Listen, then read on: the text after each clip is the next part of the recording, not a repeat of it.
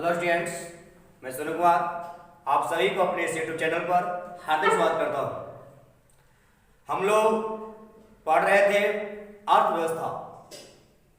अर्थव्यवस्था के तहत पार्ट 1 हम लोग पढ़ चुके हैं कि अर्थव्यवस्था क्या है, प्रकार क्या है।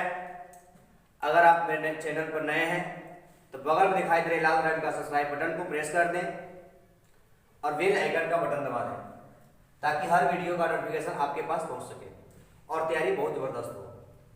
तो आज हम लोग पार्ट 2 की तरफ बात करेंगे अर्थव्यवस्था का विकास।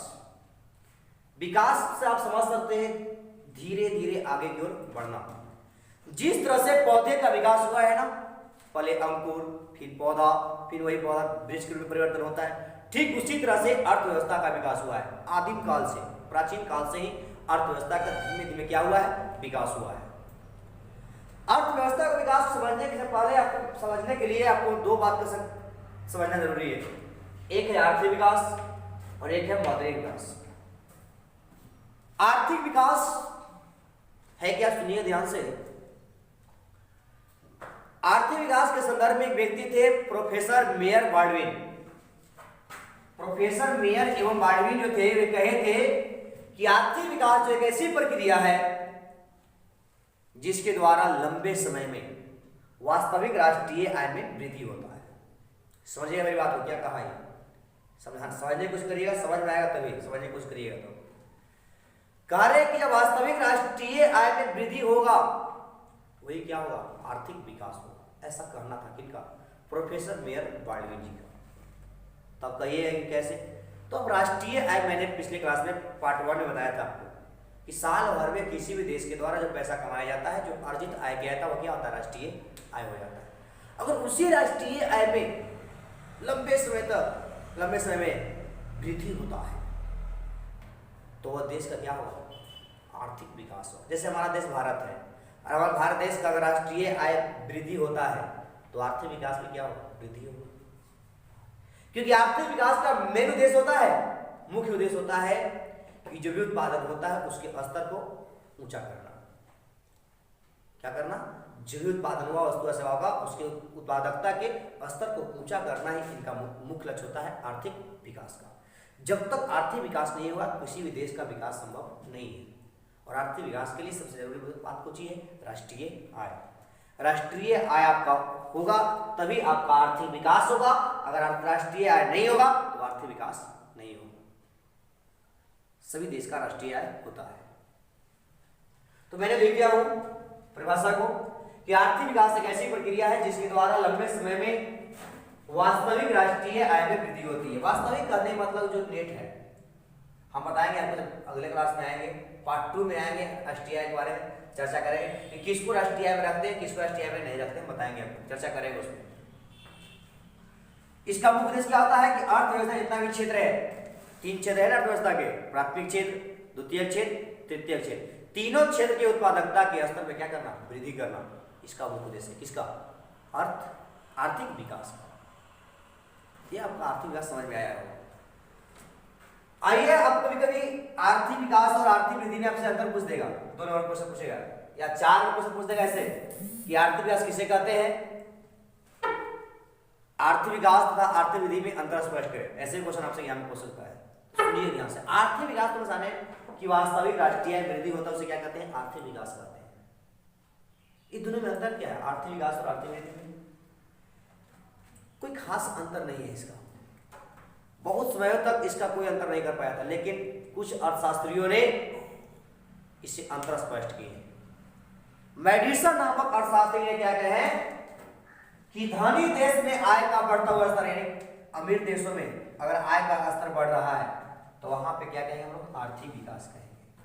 क्या कहेंगे, आर्थिक विकास कहेंगे।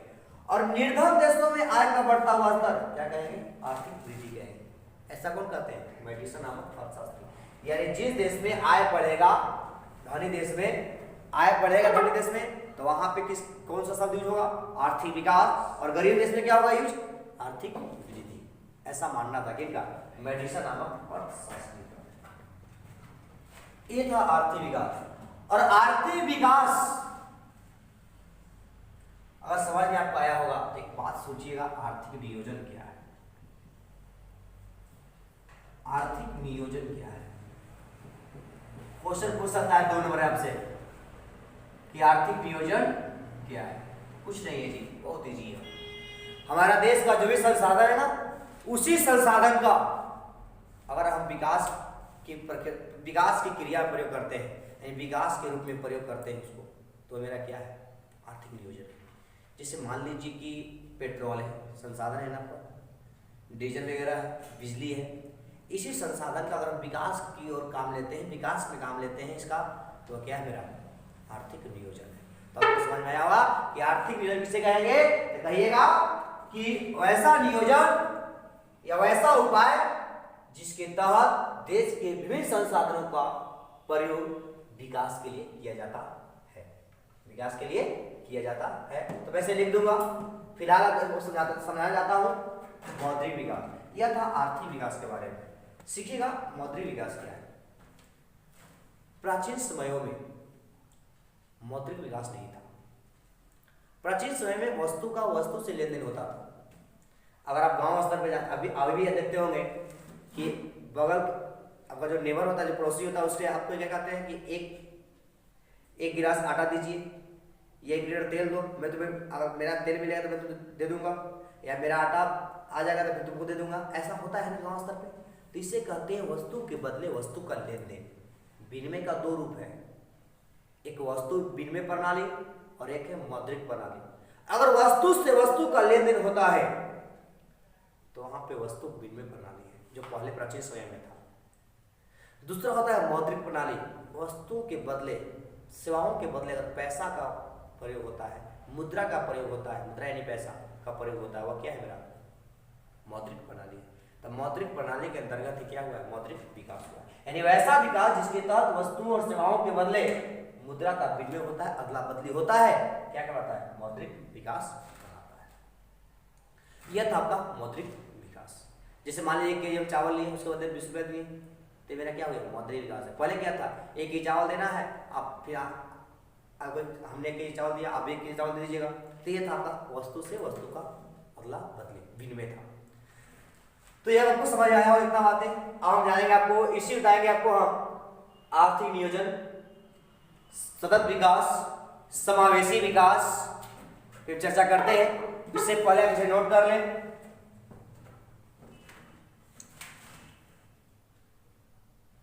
चलिए आगे बढ़ते हैं। समावेशी विकास। समावेशी विकास का मतलब क्या है? हम जो विकास कर रहे हैं ना, और वह विकास से समाज के सभी वर्ग, या तो वह मध्यम वर्ग है, या तो वह छोटा वर्ग है, या सरबरा वर्ग है, या पूंजीपति वर्ग, सभी वर्ग का कल्याण अगर होता है, समाज के सभी वर्ग का कल्याण होता है, सभी वर्ग का जीवन स्तर ऊंचा होता है, जीने का शैली अच्छा होता है, तो ऐसा जो विकास किया गया है वो विकास क्या है? समावेशी विकास है। क्या है? समावेशी विकास। आपसे दोनों क्वेश्चन पूछेगा 2 नंबर में कि विकास, समावेशी विकास किसे कहते हैं? लिखिएगा कि विकास की वह प्रक्रिया जिसके द्वारा समाज के सभी वर्ग के जीवन स्तर क्या होता है जी? ऊंचा होता है। क्या कहलाता है? समावेशी विकास कहलाता है। यह क्या था? समावेशी विकास। एक और विकास याद रखिएगा, सतत विकास। सतत विकास का मतलब क्या होता है? सतत विकास का मतलब होता है जारी रहना, टिकाऊ रहना। माने ऐसा विकास करो ना अभी भी रहे और भविष्य में आने वाले पीढ़ियों के लिए रहे। अगर ऐसा विकास किया जाएगा तो वह क्या है? सतत विकास है। यानी केवल वर्तमान की पीढ़ी को देख कर ना, भविष्य में आने वाले पीढ़ियों को देखकर भी अगर किया जाता है विकास, तो वह विकास क्या कहलाता है? सतत विकास कहलाता है। तब से क्वेश्चन पूछेगा, अभी तो क्वेश्चन पूछेगा कि सतत विकास क्या है, या पूछ देगा सतत पोषणीय विकास किसे कहते हैं। बहुत जरूरी एग्जाम के लिए क्वेश्चन है। तो लिखिएगा कि सतत विकास जो है, इसका अर्थ होता है जारी रहना या टिकाऊ रहना होता है। यह विकास की वह प्रक्रिया है जिसके द्वारा न केवल वर्तमान पीढ़ी को देखा जाता है, बल्कि भविष्य में आने वाले पीढ़ियों को भी ध्यान में रखा जाता है। ऐसा विकास क्या कहलाता है? सतत विकास कहलाता है। क्या कहलाता है? सतत विकास। अब बता रहे थे आर्थिक नियोजन। आर्थिक नियोजन जो एक टेक्निक है, तकनीक है। अगर देश के संसाधन जो है, संसाधन समझ रहे हैं आप लोग, दुनिया की वे सारी वस्तुएं जो हमारी आवश्यकताओं को पूर्ति करता है, उसे क्या कहते हैं? संसाधन कहते हैं। मैंने वीडियो दिया संसाधन का आपका, अगर आप ना देखें वीडियो तो जाकर सब्सक्राइब कर बटन को, वीडियो को वहां से देख लें। भूगोल का वीडियो दिया गया है आपको, संसाधन फर्स्ट चैप्टर दिया गया वहां पे, आप वहां भी देख सकते हैं संसाधन के बारे में। संसाधन वही होता है जो हमारे आवश्यकताओं क्या करता है, पूर्ति करता है। जैसे मार्कर मेरे लिए क्या संसाधन है, हमारे आवश्यकताओं क्या कर रहा है, पूर्ति कर रहा है, लिखने में कर रहा है। तो यह था आवश्यकताओं को पूर्ति करना संसाधन। वही संसाधन को अगर हम देश के विकास में प्रयोग करते हैं, उसी संसाधन का अगर हम देश के विकास में प्रयोग करते हैं तो वह जो क्या कहलाता है, आर्थिक नियोजन कहलाता है। आर्थिक नियोजन कहलाता है। और आर्थिक विकास जो होता है ना, वो आर्थिक नियोजन का ही देन है। अगर आर्थिक नियोजन नहीं होगा तो आर्थिक विकास नहीं होगा। यानी आर्थिक विकास के लिए आपको क्या चाहिए, आर्थिक नियोजन है। क्या आर्थिक नियोजन मैंने कौन चीज, संसाधन चाहिए। जब तक संसाधन नहीं होगा तब तक आर्थिक विकास नहीं हो सकता है। कम संसाधन रहेगा कम आर्थिक विकास होगा, ज्यादा रहेगा ज्यादा होगा। यह था आपका आर्थिक नियोजन। लिख भी सकते हैं आप, 2 नंबर क्वेश्चन पूछ भी सकते हैं आपसे कि ये आर्थिक नियोजन सब क्या समझते हैं। लिखिएगा कि यह एक ऐसी तकनीक है जिसके द्वारा देश के संसाधनों को विकास के क्रियाओं में विवेकपूर्ण ढंग से, ऐसा नहीं कि वजह से मध्य से, विवेक बुद्धि से इस्तेमाल किया जाता है। क्या कहलाता है, आर्थिक नियोजन कहलाता है ना। बहुत इजी है। यह था आपका आर्थिक नियोजन। आपको कभी कभी एक नोट पर मैंने लिखा हूं, योजना आयोग। योजना आयोग का गठन हुआ था 15 मार्च 1950 को। याद रखिएगा, जबरदस्त क्वेश्चन ऑब्जेक्टिव, बहुत बहुत इंपॉर्टेंट। योजना आयोग गठन कब हुआ था, 15 मार्च 1950 ईस्वी में हुआ था। और इसका प्रथम अध्यक्ष कौन था, पंडित जवाहरलाल नेहरू थे। कौन थे, पंडित जवाहरलाल नेहरू। किसका, योजना आयोग का। आखिर योजना आयोग करता क्या है, ये है क्या, सुनो ध्यान से। योजना आयोग जो होता है वो आने वाले 5 वर्षों के लिए आर्थिक विकास को बनाता है। जैसे मान लीजिए प्रधानमंत्री नरेंद्र मोदी है, इन्होंने क्या करती है कि योजना आयोग को नाम बदलकर चेंज कर दिए जी, वो नीति आयोग कर दी है। 1 जनवरी 2015 ईस्वी में योजना आयोग को भंग कर नया नाम दिए थे। क्या नाम दिए, नीति आयोग। आपसे पूछेगा भी कि योजना आयोग को भंग कर क्या रखा गया है, नीति आयोग। कब, 1 जनवरी 2015। किसने, प्रधानमंत्री नरेंद्र मोदी जी ने। और एक माइंड में रखिएगा कि योजना आयोग जो होता है उसका अध्यक्ष ही होता है देश का प्रधानमंत्री, और उसको सहायता के लिए 8 सदस्य होते हैं। योजना में कितने सदस्य काम करते हैं, 8 सदस्य। जैसे मान लिया जाए कि 5 साल में क्या हुआ क्या नहीं हुआ, उसी का योजना तैयार करता है, उसी का नाम को चाहिए योजना आयोग। अब उसे क्या कर दिया गया है, नीति आयोग कर दिया गया है। तो आप ये भी कह सकते हैं 5 साल के लिए, यानी 5 वर्षों में योजना आयोग का तैयार किया जाता है। आर्थिक विकास का निर्णय आता है, कैसा विकास हुआ है कैसा नहीं हुआ है यह दिखाया जाता है योजना आयोग के तहत। लेकिन अब क्या हो गया है, नीति आयोग के तहत 5 वर्षों के लिए होता है। तो आपसे भी क्वेश्चन पूछ देगा कि भारत में पहली पंचवर्षीय योजना कब हुई थी, तो आपको पता होना चाहिए कि भारत में सबसे पहली पंचवर्षीय योजना हुई थी 1951 से 1956। तो आइए आप बताते हैं पंचवर्षीय योजना के बारे में। आपको एक चार्ट देते हैं, उस चार्ट को याद रखिएगा, बहुत आपको एग्जाम के लिए बेनिफिट है। उससे पहले आप इसे नोट कर लें।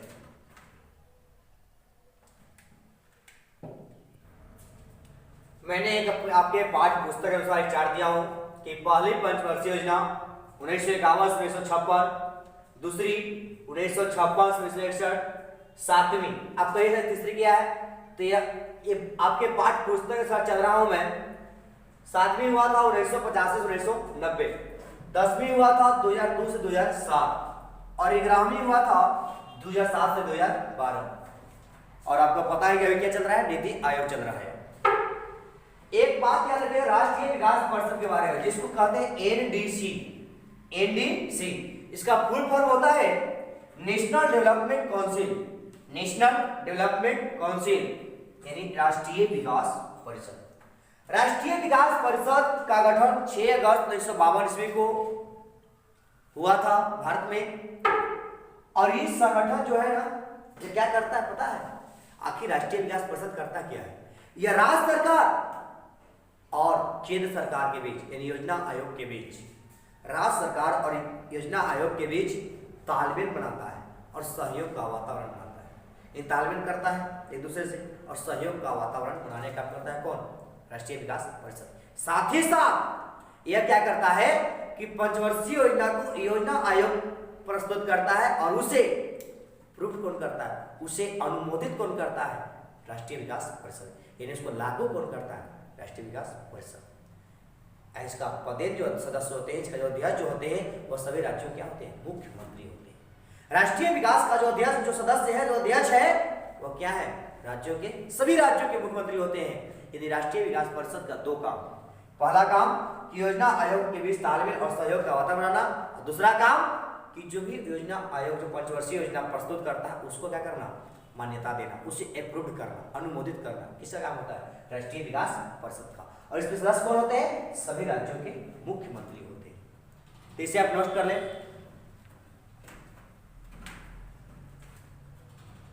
अब मैं आपको बताने जा रहा हूं, हम लोग पढ़े थे आर्थिक विकास। आर्थिक विकास को मापने का विधि क्या है, आखिर आर्थिक विकास को मापे किससे हम, उसका सूचकांक क्या है मापने का, तो उसका सूचकांक 4 है। आर्थिक विकास को मापने का सूचकांक कितने, 4 है। यानी 4 चीज आपको पता होगा तो आप आर्थिक विकास को माप सकते हैं। पहला है राष्ट्रीय आय, दूसरा प्रति व्यक्ति आय, तीसरा मानव विकास सूचकांक, चौथा है मानव विकास रिपोर्ट। तो आइए हम चलते हैं आर्थिक विकास के माप एवं सूचकांक पर, ध्यान दीजिएगा। आर्थिक विकास की माप एवं सूचकांक। आर्थिक विकास को मापने के 4 सूचकांक हैं, आगे बताया अभी, राष्ट्रीय आय, प्रति व्यक्ति आय, मानव विकास सूचकांक और राष्ट्रीय मानव विकास रिपोर्ट। राष्ट्रीय आय को संक्षिप्त रूप में एनआई कहते हैं, जिसका फुल फॉर्म नेशनल इनकम होता है। और प्रति व्यक्ति आय को संक्षिप्त रूप में पीसीआई कहते हैं, इसका फुल फॉर्म पर कैपिटल इनकम। आपसे फुल फॉर्म में पूछ सकता है आपका। तीसरा है एचडीआई। एचडीआई का full form human development index होता है, यानी मानव विकास सूचकांक। एनएचडीआर, एन से नेशनल, एच से ह्यूमन, डी से डेवलपमेंट, आर से रिपोर्ट होता है। यह था आपका आर्थिक विकास की माप एवं सूचकांक कितने हैं, 4 है। आइए पहला पर बात करते हैं राष्ट्रीय आय पर। आगे राष्ट्रीय आय क्या है, सुनिए ध्यान से, मैंने बताया था आपको कि साल भर में अगर देश जो है, साल भर अगर कोई देश है वो कमा रहा है, अर्जित कर रहा आय का, वही क्या है, राष्ट्रीय आय।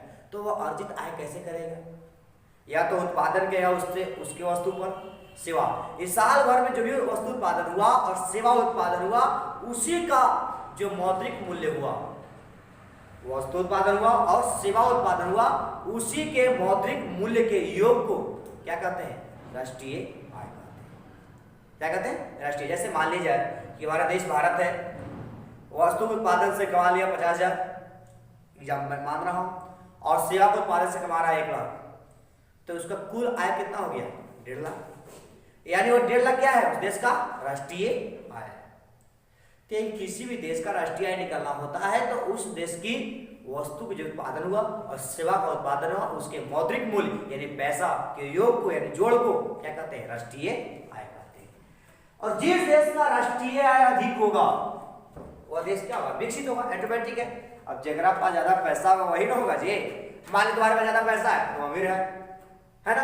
हमारा देश पास ज्यादा पैसा रहता तो हमारा देश आगे होता, लेकिन हमारा देश विकसित है कि नहीं है, हमारा देश विकसित नहीं है। हमारा देश विकासशील श्रेणी में, यानी हमारा यहाँ उतना राष्ट्रीय आय नहीं है जितना अमेरिका का है, जापान का है ना। उसके तुलना में बहुत क्या है, पीछे है। कहाँ, हमारे देश अर्थव्यवस्था।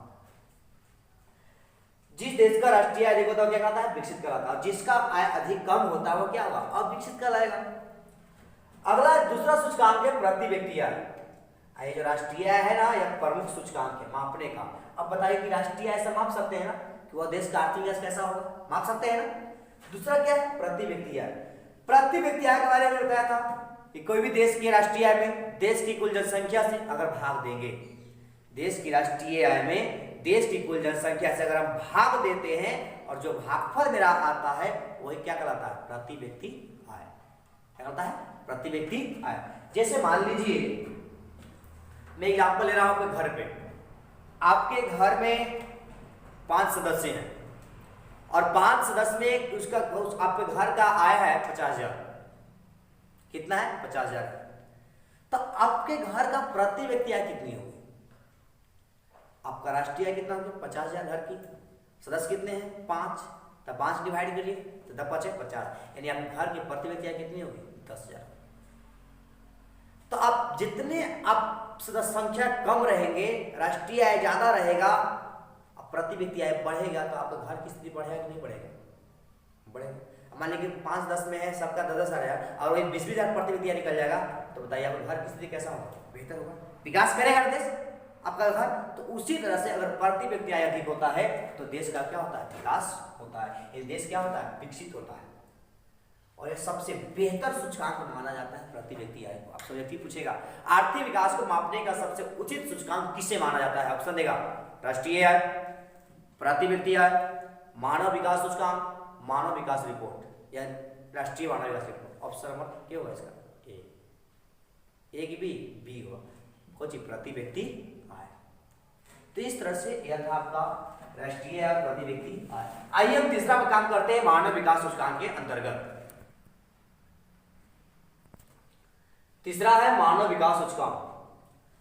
यह जो सूचकांक जो है मानव विकास सूचकांक यूएनडीपी यानी यूनाइटेड नेशनल डेवलपमेंट प्रोग्राम यानी संयुक्त राष्ट्र विकास कार्यक्रम के तहत इसी के द्वारा महबूब उल हक के निर्देशन में या नेतृत्व में जारी किया गया।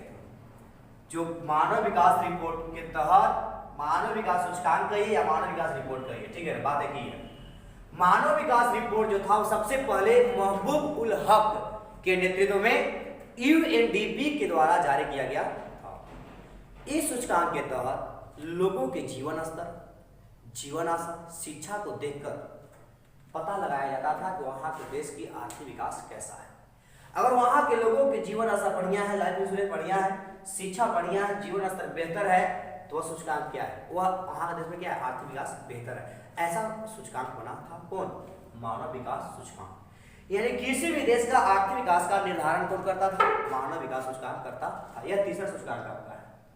और सभी देशों की जो मानव विकास सूचकांक जो दर होता है वो 0 से लेकर 1 तक होती है। कोई भी देश है उसका जो एचडीआई दर है वो क्या है? 0 से 1। आपसे पूछेगा कि सभी देशों की एचडीआई दर कितनी होती है? ऑप्शन देगा 0 से 1, 2 से 4, 5 से 6, इनमें से कोई नहीं। क्या होगा? 0 से 1। यानी 0 है तो कम बेहतर है, 1 है और बहुत बेहतर है वहां के आर्थिक विकास। यह था आपका मानव विकास सूचकांक। आशा करता हूं समझ में आया आपको। चौथा है राष्ट्रीय मानव विकास रिपोर्ट एनएचडीआर। एनएचडीआर को सबसे पहले प्रस्तुत किए थे अटल बिहारी वाजपेयी जी अपने नेतृत्व में 23 अप्रैल 2002 ईस्वी में। कहां में? नई दिल्ली में जारी किए थे। इस रिपोर्ट के बारे में एक व्यक्ति थे केसी पंत, योजना आयोग उसमें अध्यक्ष थे।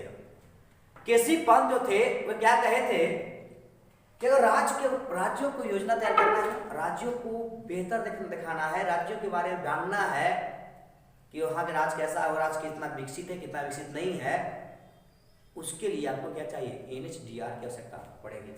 यानी राज्यों का अगर योजना तय करना है तो उसके लिए आपको राष्ट्रीय मानव विकास रिपोर्ट की आवश्यकता होगी। इसी के आधार पर राष्ट्रीय मानव विकास रिपोर्ट के आधार पर ही किसी भी राज्य का आर्थिक विकास को मापा जा सकता है। ऐसा मानना है किसका? केसी पंत जी का। सबसे पहला रिपोर्ट जारी किया गया था 1981 में। कब जारी किया गया था? 1981 से पूछेगा कि राष्ट्रीय मानव विकास रिपोर्ट सबसे पहले कब प्रकाशित किया गया था, कब जारी किया गया था? 1981 में। और इसी रिपोर्ट के तहत बीमारू राज्य के अंतर्गत सबसे पीछे जो हमारा राज्य है वह कौन है? बिहार है। बीमारू BIMARU, B से बिहार, MA से मध्य प्रदेश, R से राजस्थान और U से उड़ीसा होता है। ऑब्जेक्टिव पूछेगा इनमें से कौन बिहार राज्य के अंतर्गत नहीं है? बिहार, उड़ीसा, मध्य प्रदेश, कर्नाटक। बिहार भी है, उड़ीसा भी है, मध्य प्रदेश, कर्नाटक नहीं है बिहार राज्य। तो आप वहां से एक क्वेश्चन बना सकते हैं, बना सकते हैं कि इनमें से कौन बिहार राज्य नहीं है। तो इसे आप स्क्रीनशॉट ले लें नोट करने के लिए। आइए मैं आपको बताने जा रहा हूं अगला टॉपिक, आखिर बिहार पीछे क्यों है। अगर पीछे है तो उसको पिछड़ेपन दूर करने का तो उपाय तो होगा नहीं। तो आइए चलते हैं बिहार के आर्थिक पिछड़ेपन के उपाय, कारण और उसके उपाय के बारे में। ध्यान दीजिएगा मेरी बातों को। बिहार के विकास की स्थिति, बिहार के बारे में missile man APJ Abdul Kalam ने कहे थे अगर भारत का विकास करना है तो बिहार का विकास होना बहुत जरूरी है। ऐसा बोले थे APJ अब्दुल कलाम ने।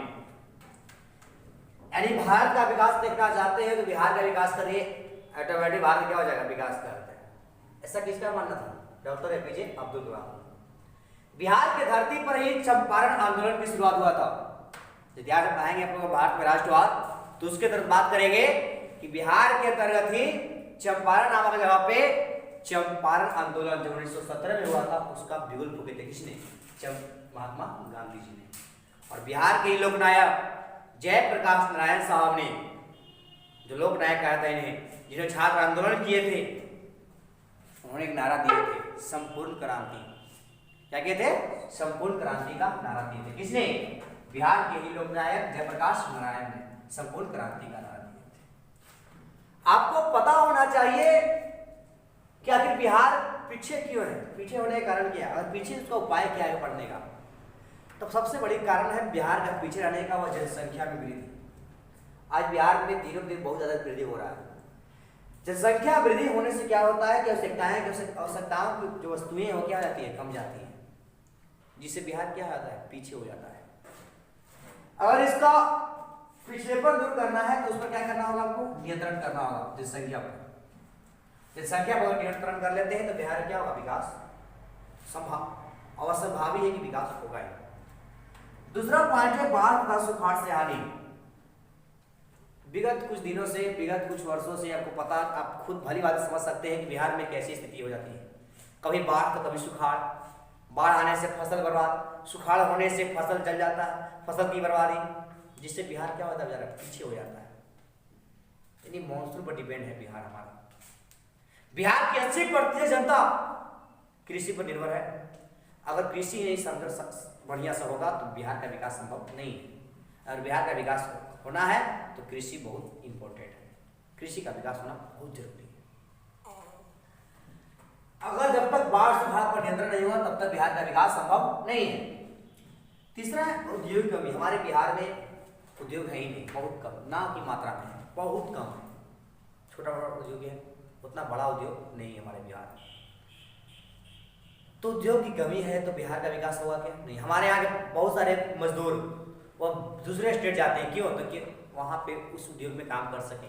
अगर यहाँ उद्योग रहता यहाँ काम कर सकता था। हमारे मजदूरों को दूसरे शहर में जाना पड़ता, यहाँ के मजदूर यही रहते, जिससे क्या होता, हमारा बिहार क्या होता, विकास होता। लेकिन हमारे सरकार, राज्य सरकार की कमी कहिए या केंद्र सरकार की कमी कहिए, जिससे हमारा बिहार क्या है, पीछे। अगला है शिक्षा का अभाव। यहाँ बिहार में शिक्षा की स्तर बहुत गिरा हुआ है, बहुत गिरा हुआ है। अगर शिक्षा ही नहीं रहेगा तो लोगों में मानसिकता, लोगों में जागरूकता कहाँ से आएगी? और जब तक लोगों में जागरूकता नहीं आएगा अपने अधिकारों के प्रति, कर्तव्य प्रति, तब तक वह बिहार का विकास संभव नहीं है।